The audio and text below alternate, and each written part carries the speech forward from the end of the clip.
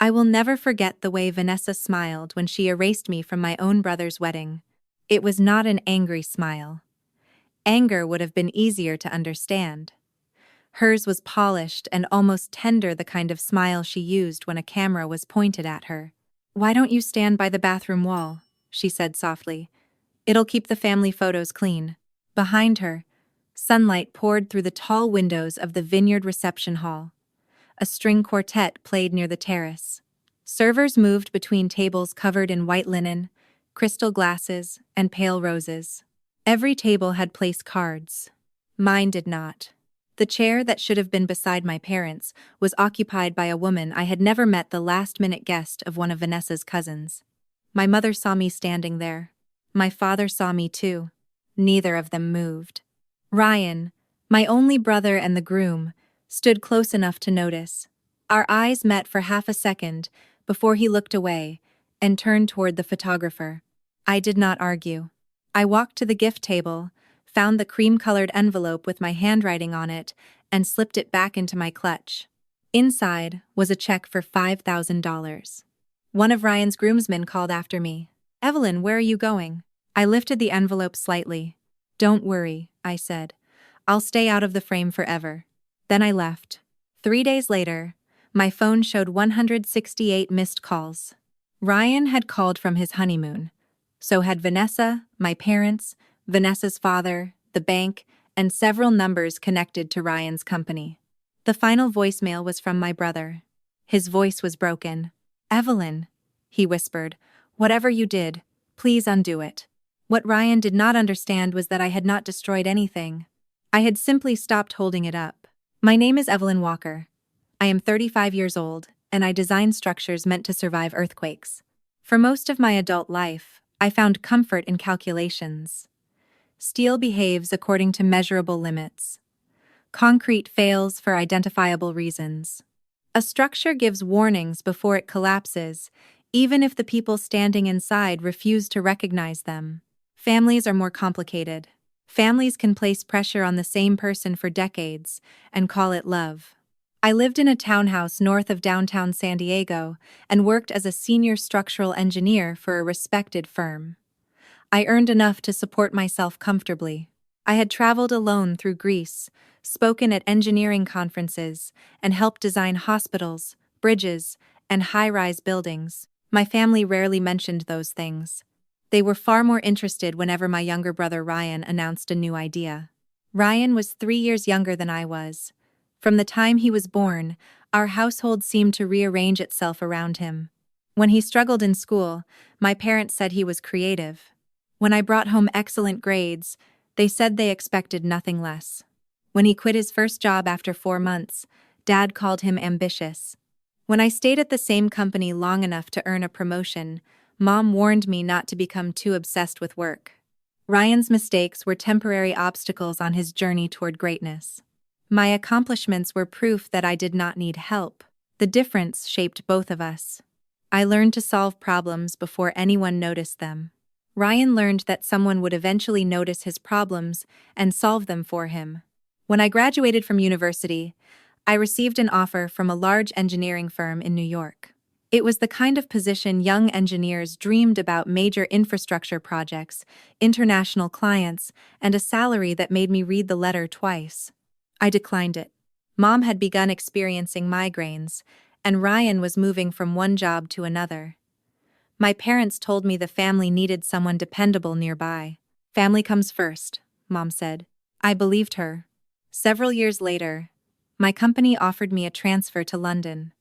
I had wanted to live abroad since I was a teenager.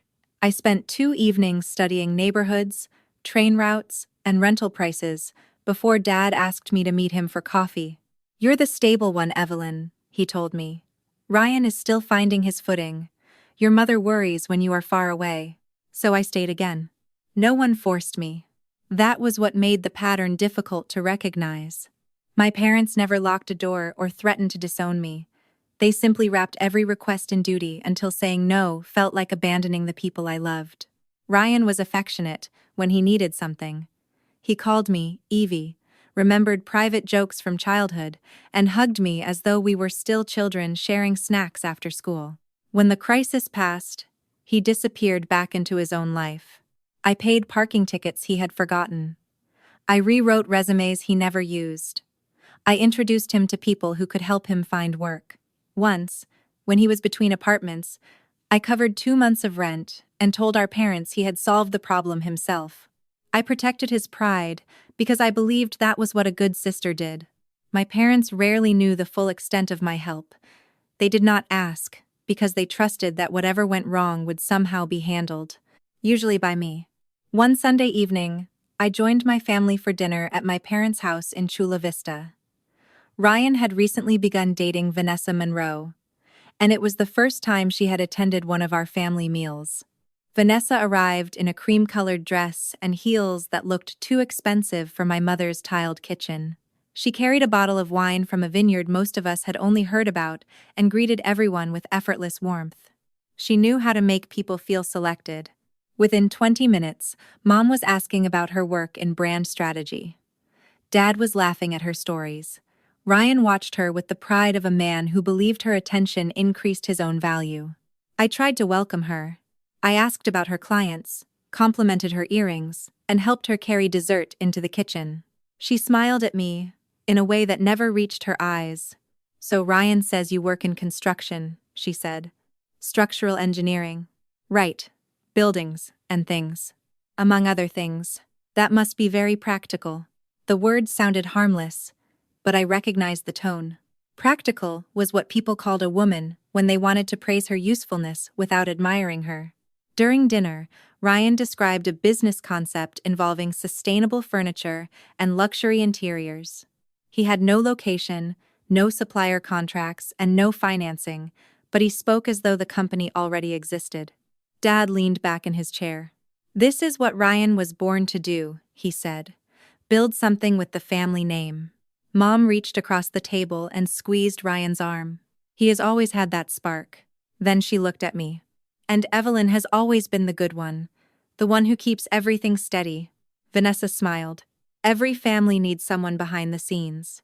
Something tightened in my chest. After dinner, while I helped clear the table, Dad placed a hand on my shoulder. "Con gái lớn thì phải biết nhường em trai," he said softly. "Nó mới là người gánh vác." The eldest daughter should know how to step aside for her younger brother. He will be the one who carries the family. He spoke as though he were offering wisdom rather than explaining my assigned place. I looked through the kitchen doorway. Ryan stood beside Vanessa while Mom took their picture. Vanessa adjusted his collar and moved closer so their shoulders touched. Dad followed my gaze. "Your brother needs confidence," he said.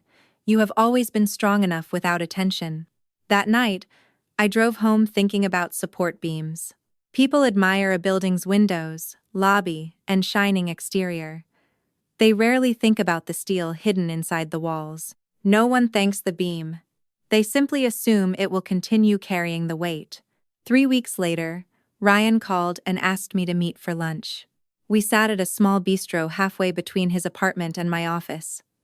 He wore a crisp blue shirt and a new watch, but he kept tapping a sugar packet against the table. "I have a real opportunity," he said. "That is what you said at dinner."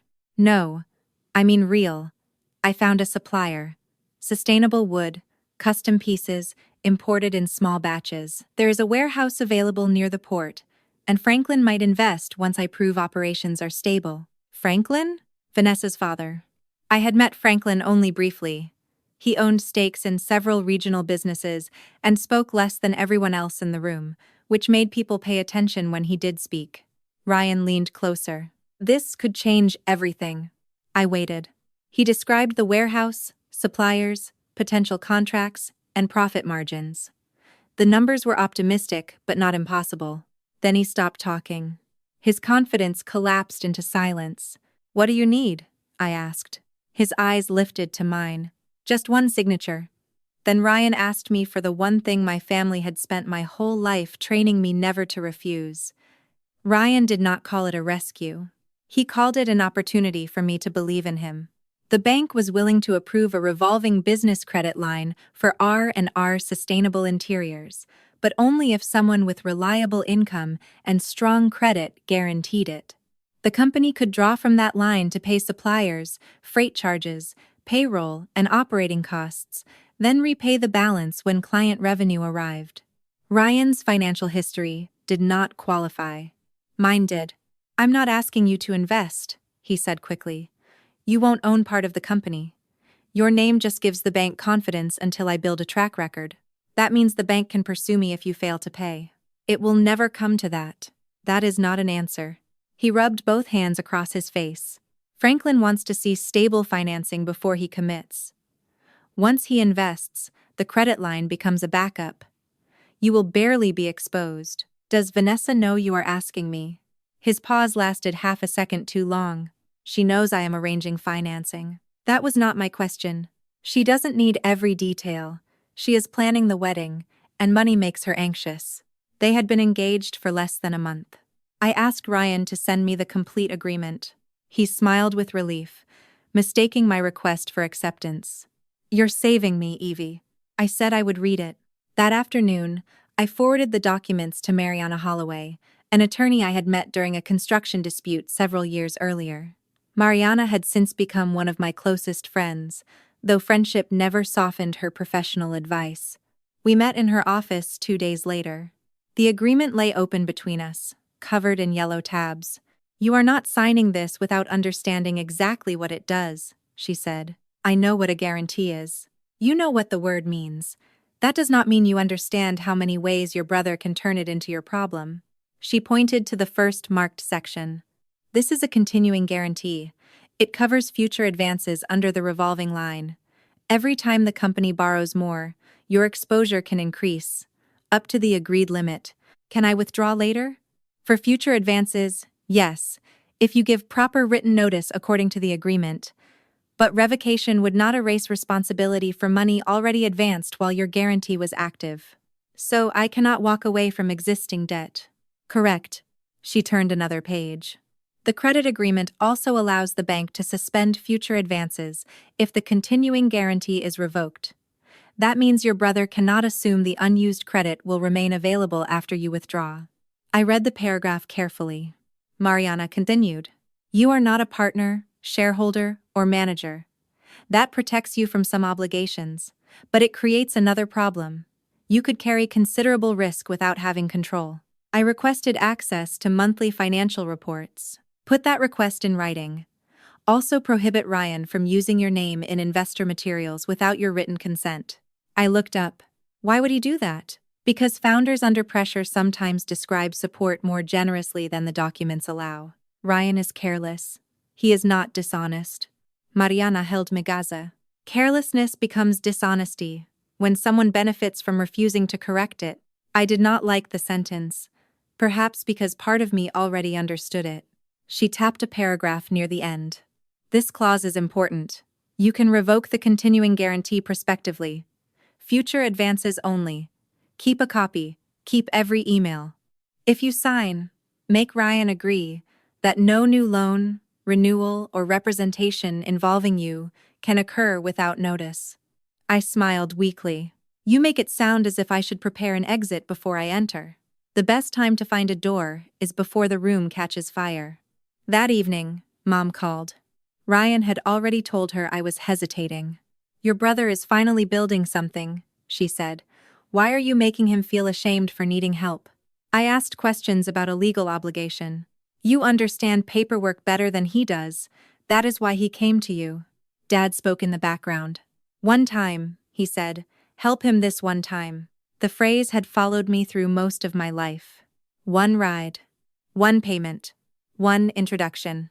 One more chance. Ryan called after my parents hung up. "I'll give you full access to the reports," he said. "I will never use your name for anything outside the bank agreement. And every future change comes to me first. Yes. No new loans without notice. Yes. No telling investors that I am committed beyond what I sign. Of course. You repay my personal advances before you pay yourself bonuses." He laughed. "I need profits before I can have a bonus." I did not laugh with him. "Do you agree?" "I agree." I signed the guarantee the following Friday. Outside the bank, Ryan hugged me so tightly that my folder bent between us. "I will not forget this," he said. For a few months, it appeared he might keep that promise. The warehouse opened near the port. Ryan hired a small staff and signed his first contracts with boutique hotels and interior designers. He sent financial updates, though they were often late and lacked detail. Vanessa filled social media with photographs of reclaimed wood tables, linen chairs, and Ryan standing in the warehouse with his sleeves rolled up.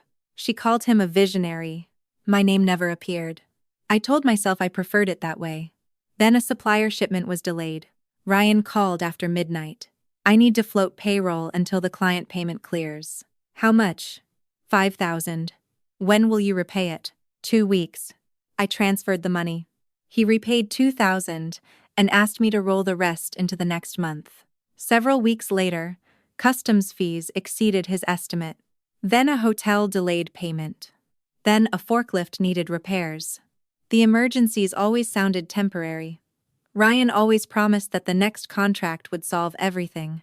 At first, he sounded embarrassed when he asked. Later, he sounded efficient. Can you transfer the same amount as last time? Can you cover the supplier deposit until Friday? Can you help me avoid a late fee? I created a separate spreadsheet. Date. Reason. Amount. Promise of repayment. Actual repayment. The final column remained mostly empty. Ryan still called me Evie when he needed money. He still said I was the only person he trusted. Vanessa occasionally joined family dinners, wearing new jewelry, and describing the vineyard wedding she wanted in Temecula.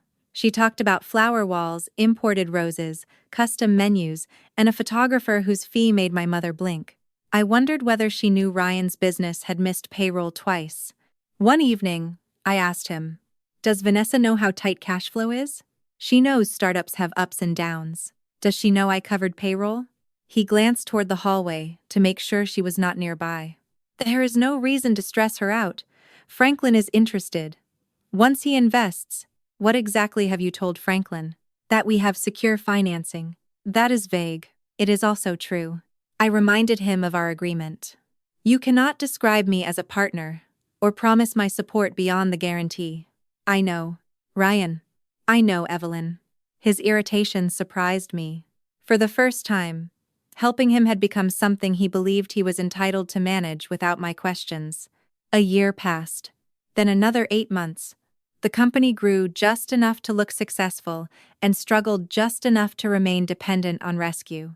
Ryan stopped sending monthly reports unless I asked repeatedly. He removed me from an internal email chain because, he said, the messages were too technical and would clutter my inbox. Mariana noticed the change before I did. "You are carrying risk while losing visibility," she said over lunch. "He says the accounting system changed, and you believe him?" "I believe he is overwhelmed. That is not the same thing." She asked whether I wanted her to send a formal request for updated records. I refused. I did not want Ryan to believe I distrusted him. Mariana folded her napkin. "One day, you will have to decide whether protecting his feelings is worth risking your future." I changed the subject. At the time, the marked paragraph in the guarantee seemed like an emergency exit I would never need. I did not know it would become the only door left. By the time the wedding invitations were prepared, I had been supporting Ryan's company for nearly 2 years. R&R Sustainable Interiors had become successful in the way fragile things often appear successful from a distance. The website was beautiful. The warehouse looked impressive in photographs. Ryan attended networking events, gave interviews to lifestyle blogs, and spoke about sustainable design as though he had invented the concept. Vanessa handled the company's public image without holding an official title.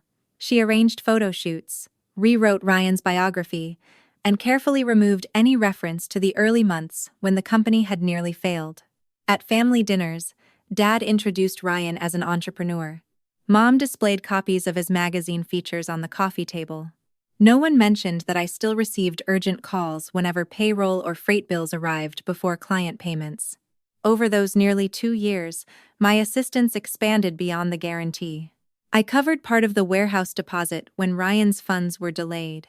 I paid emergency freight costs to prevent a shipment from being abandoned at the port. I transferred money for payroll, supplier deposits, equipment repairs, customs charges, and late fees. Each transfer came with a promise. Each promise came with a reason not to embarrass him by telling anyone. I avoided calculating the total. Part of me was afraid to see it. Ryan and Vanessa became engaged during that period. Their wedding plans grew more elaborate as the company's cash flow became more unstable. Vanessa selected a vineyard outside Temecula, a luxury photographer, custom stationery, imported flowers, and a live string quartet. She did not ask me to join the bridal party. I did not expect her to.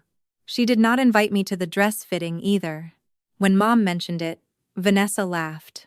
Oh, it was tiny. Just my closest girls. A week later, photographs appeared online. 2 of Ryan's cousins were there.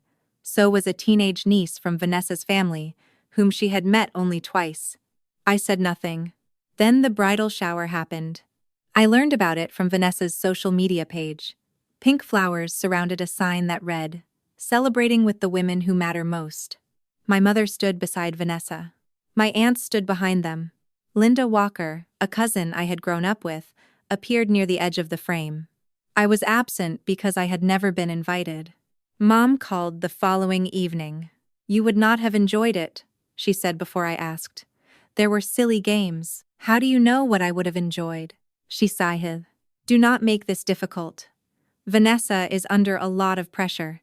Somehow, Vanessa's pressure always required my silence. A few days later, Linda came to my townhouse, carrying wine and a box of pastries. "I assumed you were traveling during the shower," she said. "I was home." Her expression tightened. "She told people you declined." "I never received an invitation." Linda looked genuinely angry. Then she showed me a photograph from the previous Christmas. In the original image, I stood beside Ryan near my parents' fireplace. Vanessa was on his other side. In the version Vanessa had posted, the picture had been cropped just past Ryan's shoulder. My face was gone. A narrow strip of my sleeve remained at the edge. The caption read, "So grateful to be joining this beautiful family." I stared at it. "Maybe it fit the layout better," I said. Linda did not smile. "Evelyn, she cut you out." I still defended Vanessa, perhaps because acknowledging deliberate cruelty would have forced me to confront Ryan's role in allowing it. "She works in branding. Everything is about composition. You are his sister, not bad composition." 3 weeks before the wedding, a cream envelope arrived in my mailbox. The postmark showed it had been sent more than a week earlier. There was no handwritten message from Ryan. No note asking whether I needed a hotel room. No mention of the rehearsal dinner. The invitation looked identical to one sent to a distant colleague. I opened the response page and selected yes. Part of me wanted to prove I could rise above the exclusion. Another part wanted to give Ryan one final opportunity to recognize what was happening. I called him. "Am I attending the rehearsal dinner?" "A pause. It is mostly the wedding party. I am your only sibling." Vanessa had to limit numbers. "The venue holds more than 100 people. Why are you making this about numbers? I am asking whether you want me there." "Of course I want you at the wedding. That was not my question." He exhaled sharply. "Evie, please." Vanessa is overwhelmed. Her father is reviewing the company investment, the wedding is expensive, and everyone keeps demanding things from her. I have not demanded anything. You are demanding a role. I am asking whether I belong to the family table. You always say you hate attention. I said I do not need attention. That is different from being excluded. He became quiet. Then he used the method that had worked for years. "I really need you to understand right now." The conversation ended without an answer. At my parents' house the following weekend, I met Franklin Monroe again. He was a tall man in his early 60s, with silver hair and the habit of observing people before speaking. Ryan had been describing a hotel contract when Franklin looked toward me. "You must be the person who helped establish the company's financial stability," he said. Before I could respond, Ryan laughed. "Evelyn keeps everyone organized. That is her thing." Franklin nodded slowly.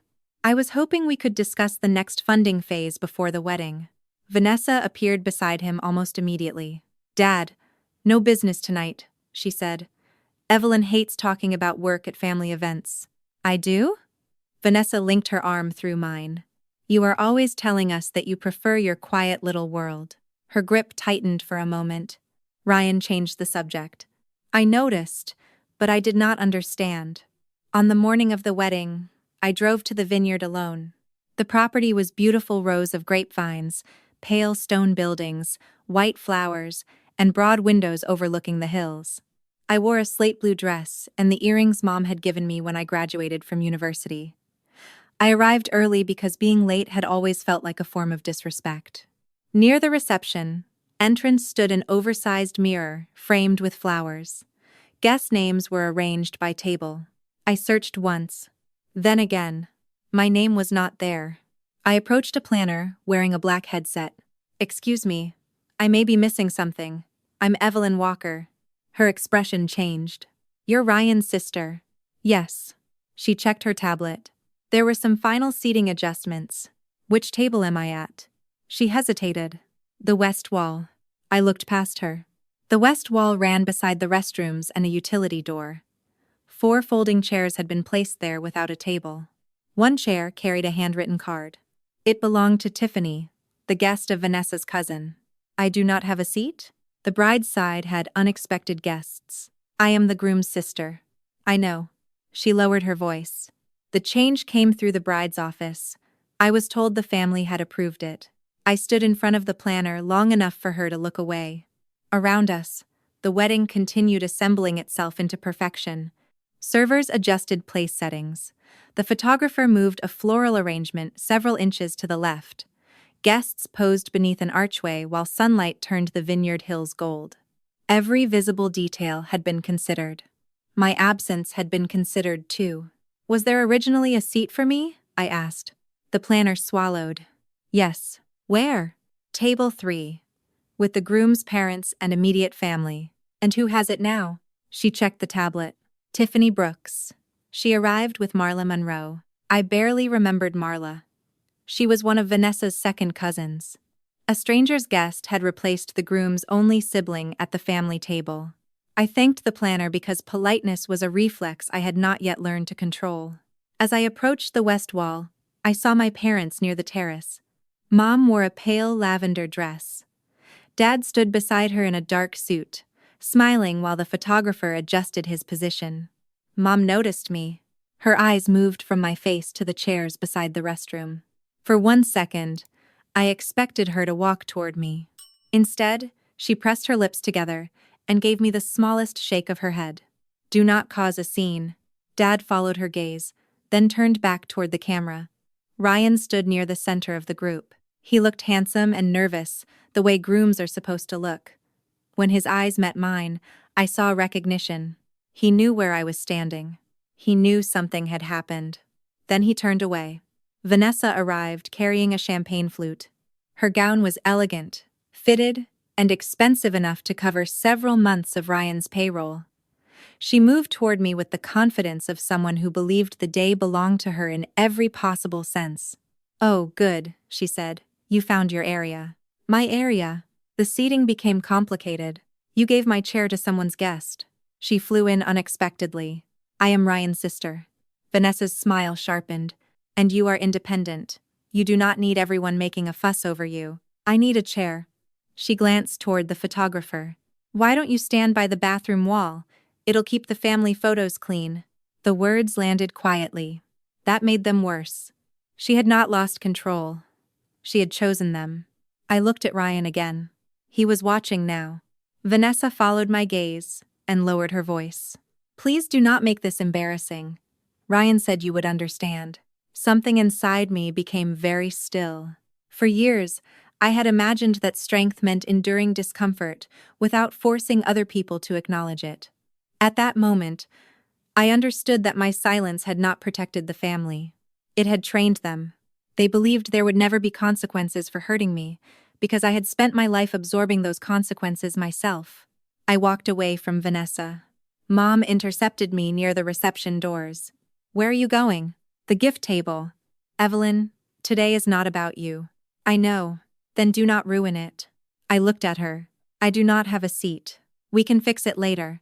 The reception is happening now." Vanessa is stressed. So am I. Mom's face hardened. You have always been more mature than this. There it was again. Maturity meant accepting whatever treatment made life easier for everyone else. I continued toward the gift table. The envelope sat beneath a white box tied with a silver ribbon.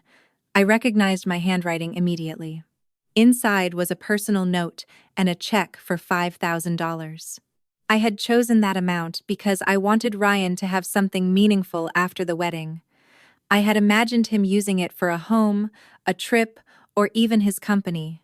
I had written that I believed in him. No one stopped me as I took the envelope back.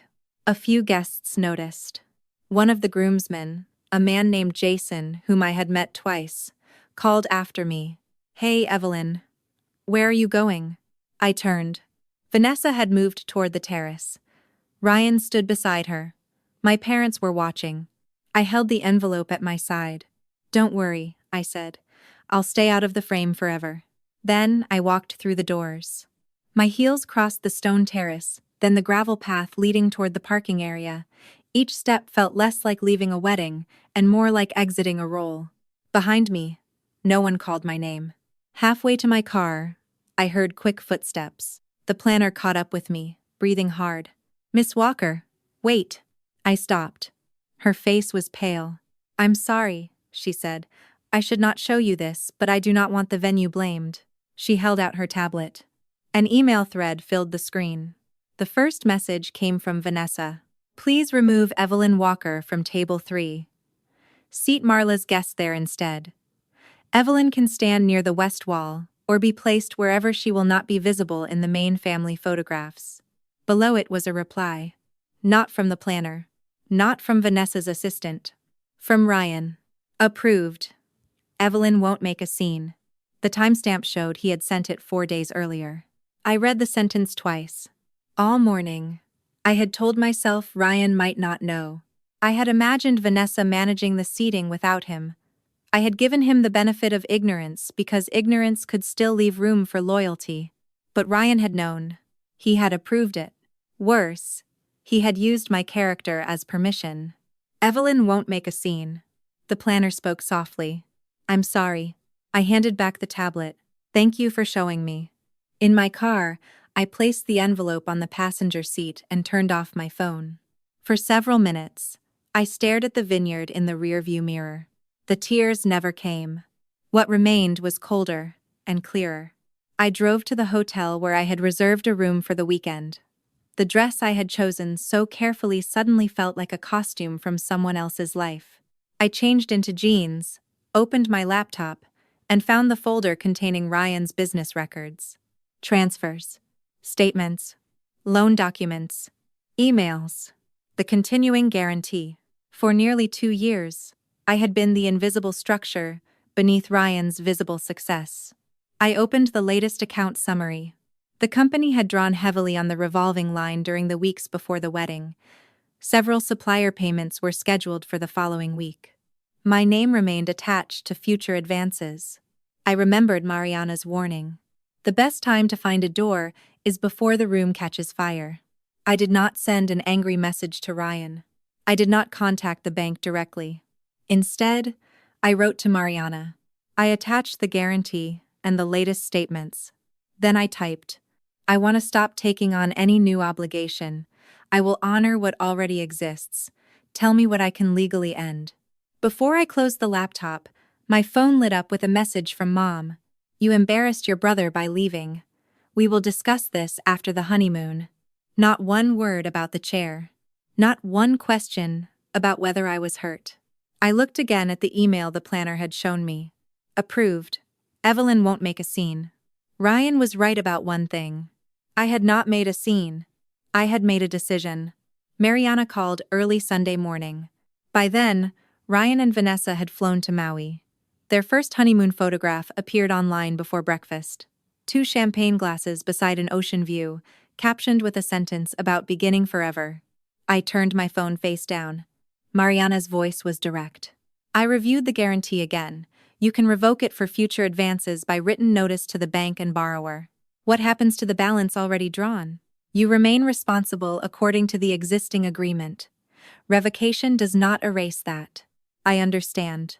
If Ryan defaults on the current balance, The bank may still pursue you. I am not trying to escape what I signed. I am trying to stop signing tomorrow with money I have not earned yet. There was a pause.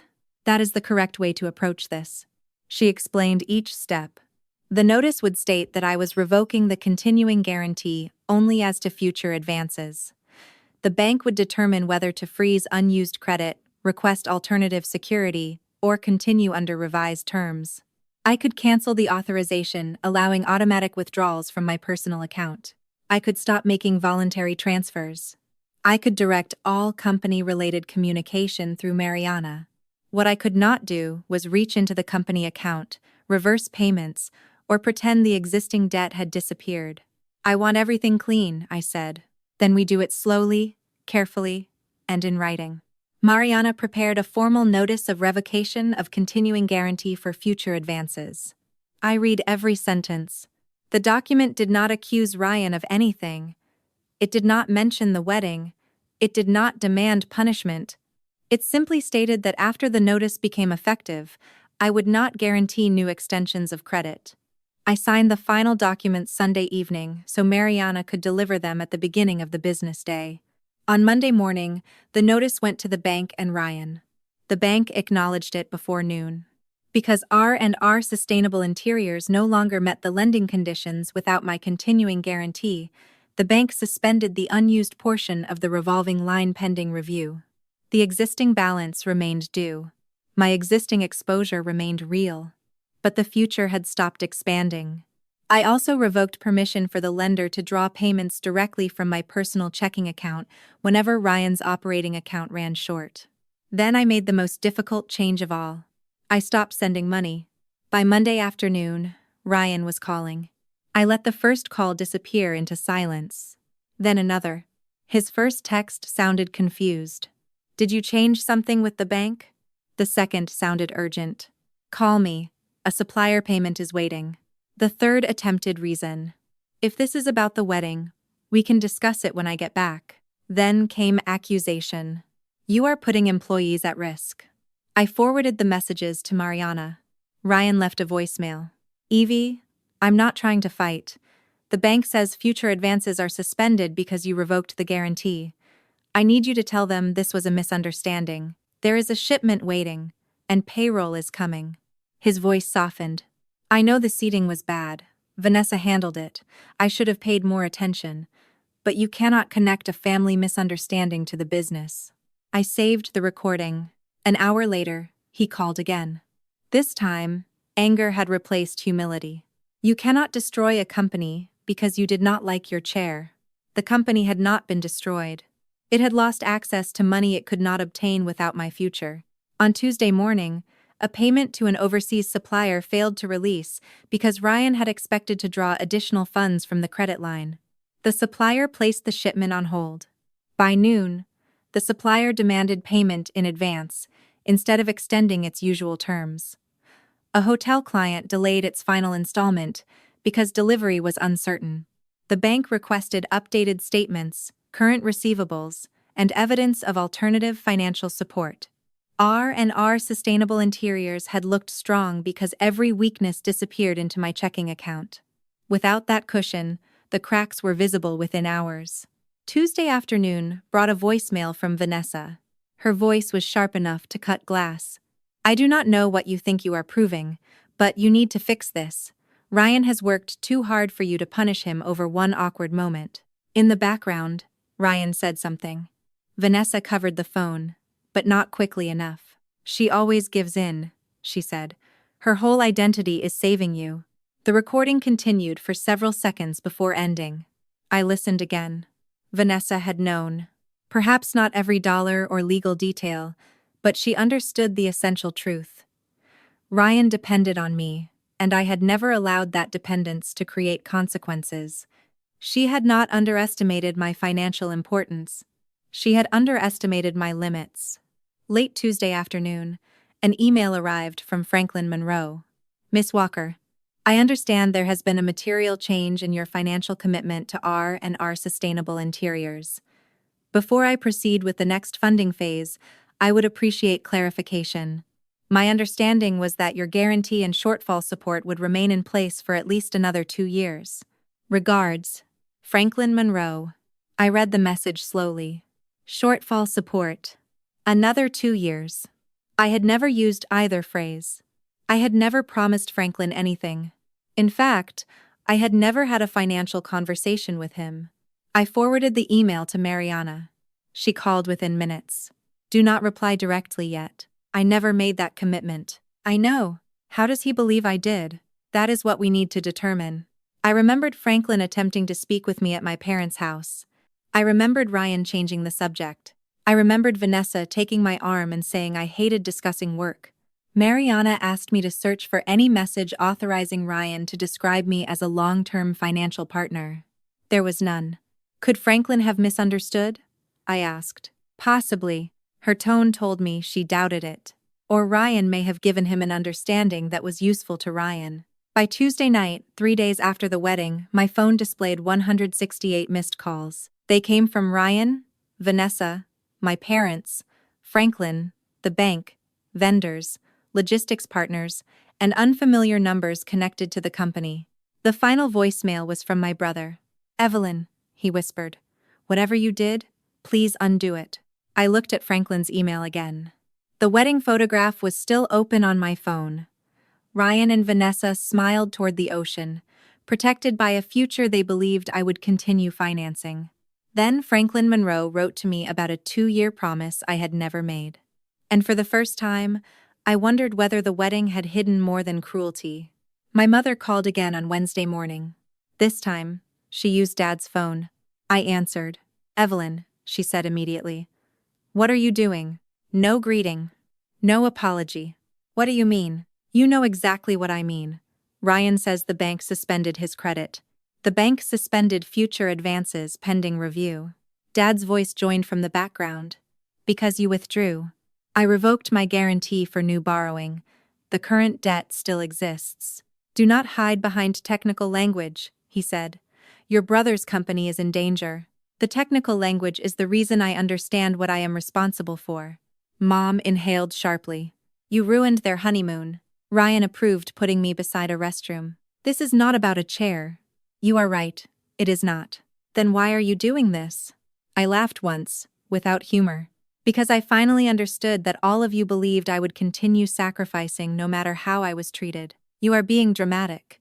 I left quietly. You took back the wedding gift. It was still mine. You embarrassed the family. I did not post anything. I did not shout. I removed myself. Dad spoke firmly. You have jeopardized Ryan's future because your feelings were hurt. My feelings have been hurt for years. I acted because my finances were being used as though they belonged to him. They were not being used, Mom said. You agreed to help. I agreed to guarantee a defined credit line. I did not agree to guarantee every future mistake. Ryan said your name was only part of the paperwork. I became still. What did he say? He said the bank needed someone stable on paper, Dad replied. Nothing more. He told us Franklin was providing the real money. I thought of Franklin's email. My guarantee and shortfall support would remain in place for another 2 years. Do you know how much I have given Ryan? I asked. Neither of them answered. I do not mean the guarantee. I mean money from my accounts. Mom's voice softened slightly. A few thousand? I opened the spreadsheet I had avoided totaling for months. Mariana had helped reconcile it against bank statements the previous evening. $68,000. Silence. Dad spoke first. That cannot be right. $11,000 for the warehouse deposit and modifications. $9,000 for payroll shortages. $14,000 in supplier deposits. $8,000 in freight and customs costs. $6,000 in repairs and late fees. $20,000 in working capital during the months before the wedding. Mom whispered my name. $68,000, I repeated. That does not include the $5,000 wedding gift I took back. It does not include the credit risk. It does not include the opportunities I gave up because I kept making sure everyone else was stable. We did not know, she said. You did not ask. Ryan told us he was doing well. And you wanted to believe him. Dad's voice became defensive. You should have told us. Why? So you could ask me to keep helping because he was finally close to success? That is unfair. No. What is unfair is that every time Ryan struggled, you called it potential. Every time I succeeded, you called it responsibility. Mom began crying quietly. Normally, the sound would have ended the argument. I would have apologized for upsetting her and softened my words until nothing remained. That morning, I allowed the truth to stay sharp. I signed because I loved him, I said. I sent money because I believed every emergency was temporary. I stayed silent because I did not want him to feel ashamed. Every person in this family turned my discretion into permission. Dad spoke more quietly. We love you. You love the version of me that is useful. That is not true. Then tell me one thing you called to ask before demanding that I restore the guarantee. Neither of them answered. You did not ask why I left. You did not ask whether Ryan knew about the seating. You did not ask what Vanessa said. You called because the money stopped. Mom said, families forgive. Forgiveness is not a line of credit. The word surprised, even me. Dad exhaled. Ryan made a mistake. Which one? The seating. What else did he tell you? I do not understand. About Franklin. About my role. About how long I had committed. Dad hesitated. He said your signature was temporary. He said Franklin was the one backing the company long term. That was the opposite of what Franklin believed. A pattern began to form. Ryan had told my parents that my name was meaningless paperwork. He had told me that Franklin was merely a possible investor. Franklin believed I was a committed financial partner, providing shortfall support for at least 2 more years. Vanessa believed I would continue rescuing Ryan, because I had built my identity around it. Each version made Ryan appear safer than he truly was. Each version depended on the people involved, never comparing notes. I am not discussing the business with either of you again, I said. Any communication about money goes through Mariana. Evain. No, you may call me as my parents. You may not call me as Ryan's collection agency. Mom's crying stopped. The silence that followed felt different from every silence before it. It did not belong to them. It belonged to me. I need space, I said. If you want a relationship with me, it begins without asking me to fix him. I ended the call. My hands trembled afterward, but I did not regret a single word. An hour later, Mariana sent a message. Franklin had agreed to provide copies of the documents Ryan had used during investment discussions. He may have misunderstood, I said when she called. Perhaps. Ryan exaggerates. He does not forge things. I did not say he forged anything. What are you saying? I am saying people can misrepresent commitments without creating fake signatures. A slide presentation, an email summary, or a financial forecast can create a false impression. I stared at my spreadsheet. For nearly 2 years, I had recorded every transfer because numbers were honest when people were not. Mom had said Ryan called my signature just paperwork. That was when I understood he had told each of us a different story. The only question left was why he had worked so hard to keep those stories apart.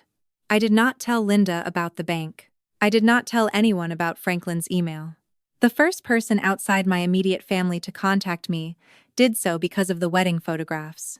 Linda sent a message Wednesday evening. Did Vanessa cut you out of the official pictures too? I called her. She answered on the first ring. I knew it, she said. What happened? My family drove 6 hours to attend that wedding. My husband did not have a chair. The children were placed near the service entrance and no one served them until I complained. I'm sorry. Do not apologize. You did not do it. She told me several members of Ryan's extended family had been moved from their assigned tables when guests from Vanessa's side arrived unexpectedly. One aunt had been placed beside outdoor heaters.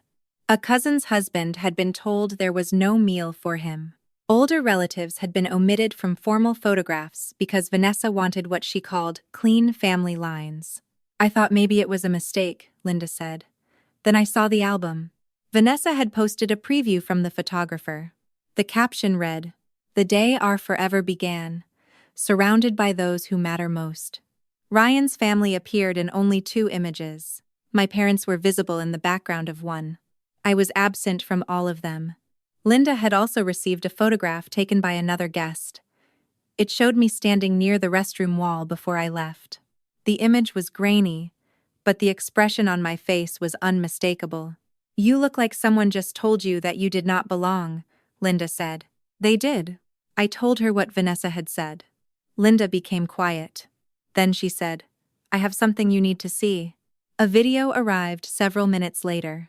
It had been recorded before the ceremony in the bridal suite. Vanessa sat in front of a mirror while a stylist adjusted her hair.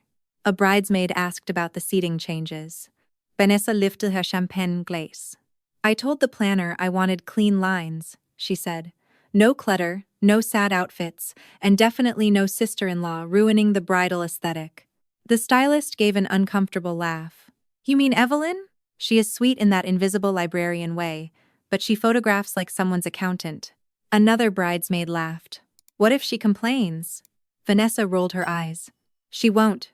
Ryan says she never makes scenes." The video ended. The words hurt, but they did not surprise me.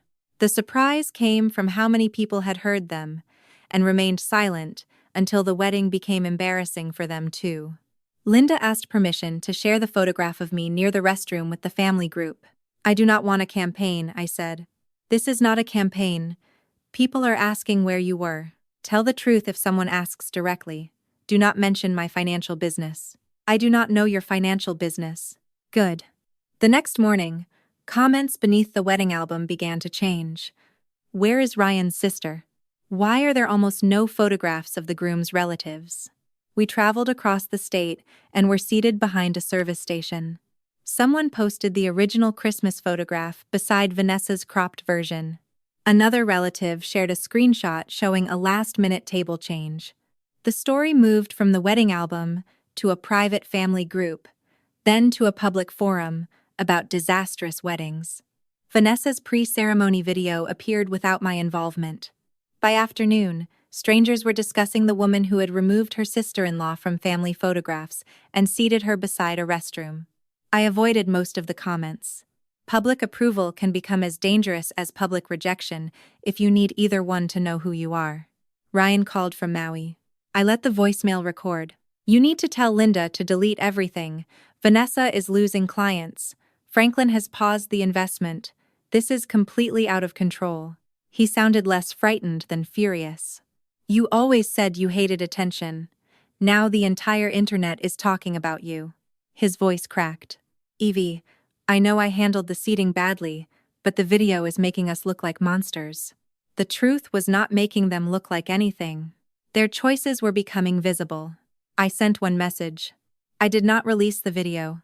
I only stopped protecting the people who made it. He responded immediately. "That is the same thing." It was not.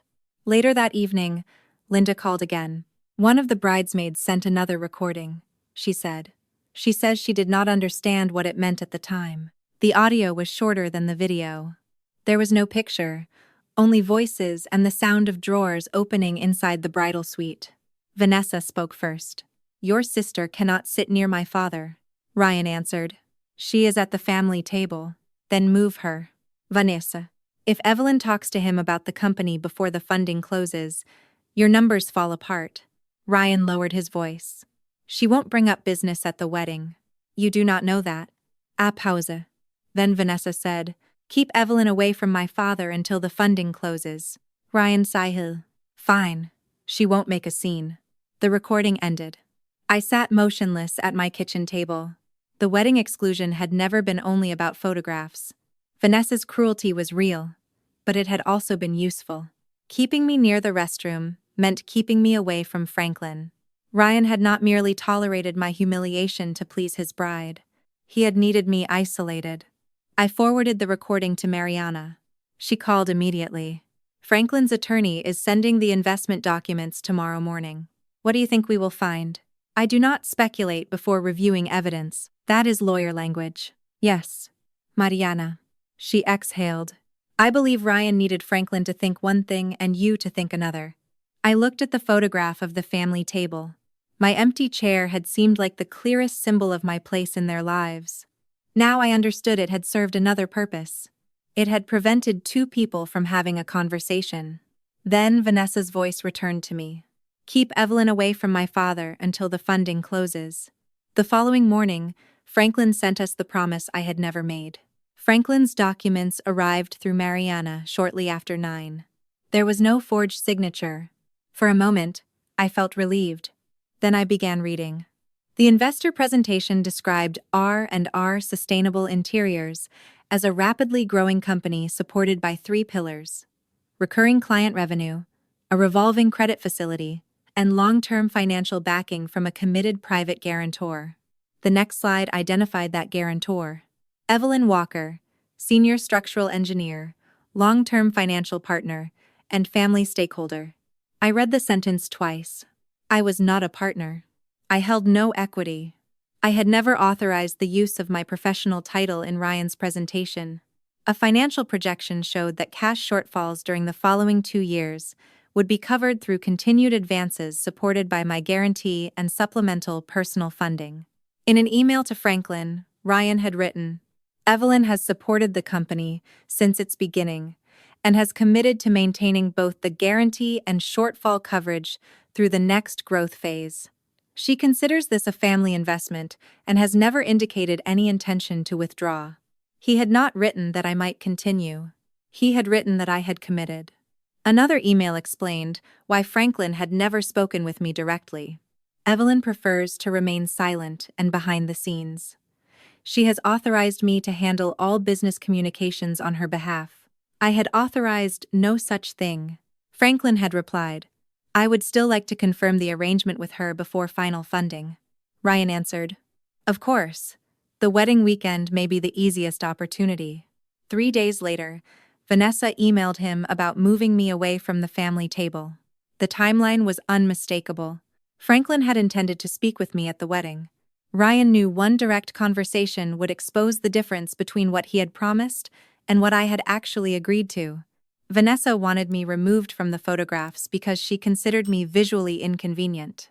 Ryan approved it because he needed me away from Franklin. My humiliation had served both of them. The photograph would remain clean. The investment story would remain intact. At least, that had been the plan. I closed the presentation and walked to the window. Below my townhouse, a delivery truck stopped near the curb. A woman walked a dog beneath the trees. The world continued moving with the calm indifference that follows every private revelation. Mariana remained on the phone. "Franklin has suspended funding," she said. "He is not doing it because of the wedding scandal. He is doing it because the financial representations were inaccurate." Could Ryan face criminal charges? That depends on facts we do not yet have: his intent, what money changed hands, and whether the communications amount to actionable fraud. Franklin has not filed a lawsuit. His attorney is requesting corrections and preserving his rights. I do not want to destroy my brother's life. You are not destroying anything. You are correcting the record. What about the bank? We will inform them that you never authorized Ryan to describe your guarantee beyond the written agreement. State facts. Do not speculate. I thought about Ryan's email. She has never indicated any intention to withdraw. That statement might once have been technically true. But he had converted my history of loyalty into a permanent promise. He had treated my past sacrifices as ownership of my future. Franklin called that afternoon. His voice was controlled. "I owe you an apology," he said. "I should have insisted on speaking with you directly. You tried." "Yes." Ryan prevented it. "So did my daughter." The admission cost him something. "I was told you preferred anonymity," he continued. "I believed you were an active financial partner who had authorized Ryan to speak for you. I was a guarantor under one agreement. I also made personal loans to my brother. I never committed to covering future shortfalls for another 2 years. I understand that now. Did you invest already?" "A limited initial amount." The larger funding phase had not closed. Relief moved through me. The situation was serious, but the lie had been exposed before Franklin transferred the full investment. "What will you do?" I asked. "I will require Ryan to correct the financial record. Whether I pursue additional action depends on his cooperation and what my counsel discovers." "And Vanessa?" A long silence. "My daughter has spent years believing presentation can replace substance," he said. "I may have helped teach her that." It was the closest thing to accountability I expected from him. 2 weeks after the wedding, Ryan appeared at my door. He did not call first. Through the window, I saw him standing on the front step with a folder pressed against his chest. His hair was unwashed, his clothes were wrinkled. He looked older than he had on his wedding day. I opened the door but did not invite him in immediately. "Are you here about the business?" "I am here about everything. Is Vanessa with you?" "No." "Where is she?" "At her parents' house." I stepped aside. Ryan entered and sat at my kitchen table. For several seconds, neither of us spoke. That room had been the site of late-night transfers, financial spreadsheets, and phone calls, during which I assured him everything would be fine. This time, I offered no assurance. He placed the folder on the table. "The bank gave me a deadline to provide new security or a restructuring plan," he said. "The supplier will release the shipment if I make a larger payment. I can save the company, but I need time." "What is in the folder?" "A temporary guarantee extension." I almost smiled. "Temporary. 6 months. No. You have not read it. I do not need to. Evelyn, please." "No." His face tightened. "People will lose their jobs. You used that argument when you needed me to cover payroll, because it was true. Then you should have built a company capable of paying them without my bank account." He pushed the folder toward me. "I will give you equity." "I do not want equity in a company whose founder lied about my role." "I did not lie." I looked at him. He lowered his eyes. "I exaggerated. You wrote that I committed 2 more years of support. I believed you would. You wrote that I authorized you to speak for me. You always let me handle things. I allowed you to manage your company. I did not give you my identity." He stood and began pacing. "Franklin needed confidence. I was going to speak with you after the wedding. You were going to ask me to approve a promise after you had already made it. I knew you would understand. You knew I had always rescued you. That is not the same thing. To you, it was." He stopped near the window. "I was under pressure. So, you placed the pressure on me without telling me. The company was growing. The company was surviving on borrowed money. It could have worked. It may still work. Smaller. Slower. Without me." He turned. "You do not understand what will happen." "I understand exactly. You may have to reduce the warehouse, sell equipment, renegotiate with suppliers, delay expansion, perhaps close." His face went pale. "You can say that calmly? I have spent years calculating what happens when structures carry more weight than they can support. I am your brother, not a building. Then stop expecting me to be your foundation." The words hung between us. Ryan returned to the table and sank into the chair. "I knew about the seating," he said. "I saw the email." His eyes closed. "Vanessa wanted you out of the photographs. I told her it was cruel. And then you approved it. She said Franklin might talk to you. So you moved me beside the restroom. I thought it would only be for the photographs. There was no seat. I did not know she gave the chair away. You approved removing me from the family table. I thought you would be angry and eventually forgive me, because I always did." He nodded once. Tears gathered in his eyes. "I told myself I would make it up to you after Franklin invested. I thought the company would become profitable, and then I could repay everything." "How much did you think you owed me?" He did not answer. "Did you know it was $68,000? His expression told me he did not. "I stopped counting," he whispered. "I did not." He covered his face with both hands. For the first time, Ryan did not look like the golden child or visionary founder. He looked like a man confronting the full cost of being protected from consequences. "I am sorry," he said. I believed him. That did not change my answer. "I believe you are sorry now." "I am. But you are still asking me to sign." His hands fell to the table. "I do not know what else to do." "That is the lesson." "What lesson?" "You have spent your entire life believing that not knowing what to do is the moment someone else takes over. I could lose everything. You may lose the version of everything that required me to remain invisible." He looked toward the folder. "Just 6 months." "No." 3. "No." "Then what do you want from me?" "The truth. Accountability. A repayment plan. Honest conversations with your employees and creditors. A company that survives because it works, not because I keep feeding it my future." "What if it fails?" "Then it fails." His mouth opened. I continued before he could speak. "I am not calling the bank to accelerate anything. I am not demanding immediate repayment of every personal loan. Mariana will help structure a realistic schedule. I will honor the obligations I already signed, but I will not guarantee another dollar. Ryan began crying. Not loudly. His shoulders bent, and tears dropped onto his hands.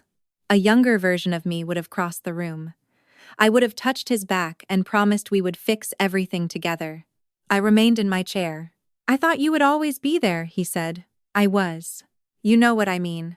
Yes, you thought I would always protect you from the results of your choices. He wiped his face. You were the only person who never gave up on me. That was never proof that I owed you another rescue. It was proof that you never learned how to stand without me. He stared at the floor. After a while, I opened my desk drawer and removed a plain white envelope. It was not the wedding card I had torn apart in the hotel. That card belonged to the version of me who believed love required unlimited sacrifice. Inside the new envelope was a single sheet of paper. Ryan opened it. Blood makes us related. Respect makes us family. He read the sentence silently. I do love you, he said. I love you too. Hope flickered in his expression. Then I added, love is why I am no longer helping you avoid becoming accountable. He folded the paper and placed it back inside the envelope. At the door, he turned. Will you ever forgive me? Forgiveness is not the same as returning to the way things were. Is that a no? It means your next actions matter more than the answer you want today. Ryan left without the folder. I carried it outside and handed it to him before he reached his car. I do not want this in my house. He took it. Then he drove away. I stood on the front step until his car disappeared. I did not feel victorious. Victory suggested that I had defeated someone. What I felt was lighter.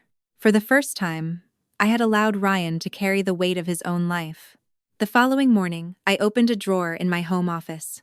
Inside were blueprints for a community resilience center I had begun designing a year earlier. The project would provide earthquake preparedness training, emergency resources, and mentoring opportunities for young women entering engineering. I had postponed it 3 times. Each delay had followed one of Ryan's emergencies. I spread the plans across my desk. For years, my best work had gone into making sure other people's structures did not collapse. Now I was ready to build something that belonged to me. Ryan's company did not disappear overnight. Real consequences rarely arrive as cleanly as people imagine. He reduced the size of the warehouse, sold equipment, canceled expansion plans, and negotiated new payment terms with suppliers. Several employees left. Others stayed after he finally explained the company's real condition. Franklin did not complete the larger investment. He required Ryan to correct the financial information and formally acknowledge that I had never authorized the commitments attributed to me. The consequences unfolded through amended disclosures, repayment negotiations, and long meetings with attorneys, not through the dramatic courtroom scenes people often imagine. Vanessa remained with her parents for several weeks. Several clients paused their campaigns after the wedding video circulated. 2 chose not to renew their contracts. Another removed Vanessa from a public-facing role while reviewing how she had represented its brand. I did not celebrate her losses. Public shame can force attention, but it cannot create character. Whatever Vanessa learned would depend on what she did after people stopped watching. My parents reacted more slowly. Mom sent flowers first. I returned them. The card said, "Family should not let money come between them." She still did not understand. A month later, she sent a letter. This time, there was no request for me to help Ryan. She wrote that she had confused my strength with a lack of needs. She admitted that she expected me to sacrifice because doing so kept the rest of the family comfortable. Dad took longer. When we finally met at a quiet restaurant, he stared at his hands before speaking. "I told you your brother would carry the family name," he said. "I remember. You were the one carrying the family. That is not the apology you think it is." He looked up. "No? I do not want praise for carrying everyone. I want you to understand that I should never have been required to." He nodded slowly. "You are right." It was the first time I had heard him say those words, without adding a reason why I should still compromise. I did not return to weekly family dinners. I agreed to meet my parents occasionally, under one condition: No discussions about Ryan's finances, and no requests disguised as family duty. They respected the rule imperfectly at first. Then they learned. Ryan began making small monthly repayments under an agreement Mariana helped prepare. The amounts were not impressive. Their consistency mattered more. He did not ask me to invest again. He did not send Mom to persuade me. He stopped describing every problem as an emergency. Nearly 6 months after the wedding, he sent a message. I made payroll without borrowing from anyone. I stared at the screen. Then I replied, "Good, keep going." It was not reconciliation, but it was the first honest foundation we had ever placed between us. The Community Resilience Center received initial approval the following spring. I partnered with local engineers, neighborhood organizations, and a nonprofit supporting girls interested in science and technology. On the day we presented the project publicly, I stood beside a large rendering of the building. A photographer asked me to move toward the center. My first instinct was to step aside so the others could be seen. Then I stopped. I remained where I was. The photograph later appeared in a local publication. I stood in the middle, surrounded by the team, wearing a blue jacket and a quiet smile. No one had been cropped out. No one had been placed behind a wall. That evening, I opened the notebook I had once used to track Ryan's emergency transfers. The early pages were filled with numbers, promises, and unpaid balances. The new pages held sketches, project milestones, and the names of young engineers I was mentoring. For years, I believed the wedding chair was the moment everything changed. It was not. The chair was only the moment I finally saw what had always been true. I had not been loved for being invisible. I had simply made invisibility convenient. Setting a boundary did not destroy my family. It revealed which parts of our relationship could survive without my constant sacrifice. Love does not require unlimited access to another person's money, time, or future. Forgiveness does not mean restoring the conditions that allowed harm. Blood may create a relationship, but only respect can make that relationship safe. I spent most of my life holding up everyone else's frame. At last, I was standing in the center of my own.